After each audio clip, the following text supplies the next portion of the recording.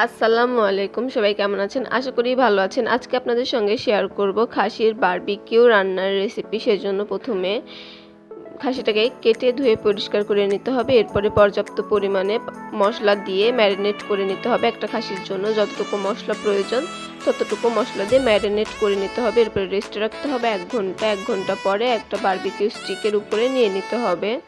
এরপরে রান্না বসিয়ে দিতে হবে। মাঝে মধ্যে উল্টে পাল্টে তেল ব্রাশ করে দিতে হবে।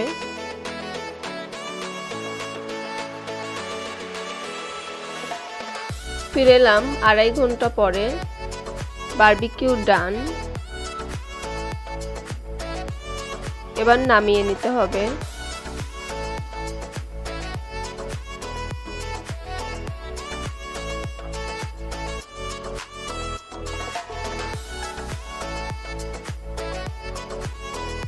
এখানে আগে থেকে পোলাও করা ছিল, সেটার উপরেই বারবিকিউটা রাখা হলো। এবার ডেকোরেশন করে নেওয়া হচ্ছে শসা আর গাজর দিয়ে। আপনারা এখানে আপনাদের পছন্দ অনুসারে ডেকোরেশন করে নিতে পারেন। ডেকোরেশন ডান। রেসিপিটি ভালো লাগলে লাইক, কমেন্ট, শেয়ার করবেন। চ্যানেলটি সাবস্ক্রাইব করে পাশে থাকার অনুরোধ রইল।